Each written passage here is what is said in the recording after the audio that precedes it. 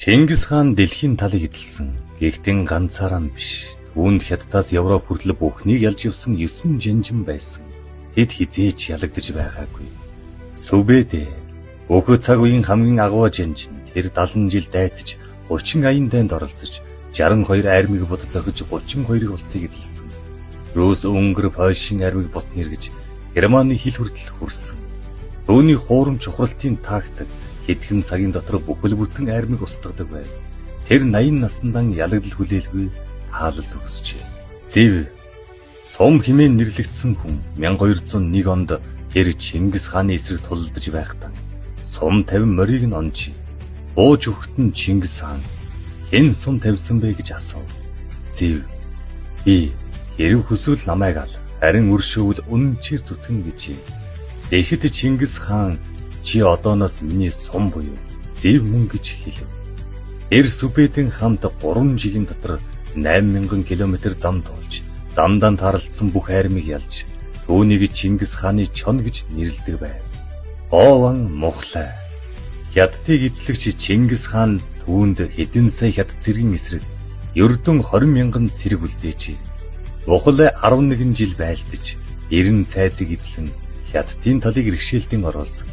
Тэр хятадын урагчдыг илсүүлж, тэдний бүсэлтийн машиныг өөрсдийнх нь эсрэг ашиглаж, жанжнуудыг нь хахуулдаж, дайснуудыг нь хооронд нь хагалан бутаргаж байв.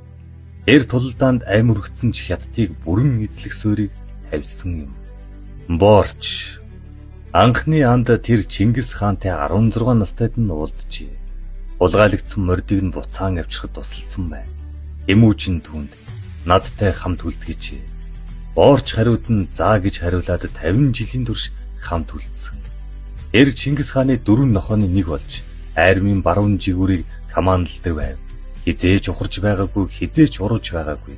Тэр өөрийн бүтээлсэн эзэнт гүрнийг үзэж өндөр насалжээ. Зэлэм 4 нохооны хоёр дахь нь тэр Чингис хааны амийг 3 удаа аварсан. Үзүүндх шархны хорыг сорж гаргасан. Засан шурган дунд биеэрэн халахалсан. Хололдааны бүсэлтээс аварж гаргасан байдаг. Чингис хаан Зэлэмд хандан "Зэлэм надтай энэ тэнцүү хүн шиг ярьж болно. Тэр үүнийг хүртэх гавьяатай" гэж хэлжээ. Тэр ийм үгийг өөр хүндэж хэлж байгаагүй. Хувлаа, хожим хаан болсон хувлаа биш, 4 нохооны 3 дахь.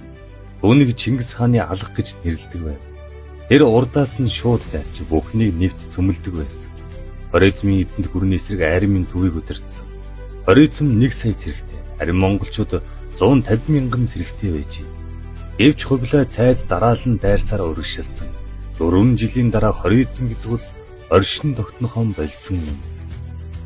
Чулуун 4 нохооны 4 дахь нь хамгийн харгасан. Түүний үүрэг бол шийтгэл.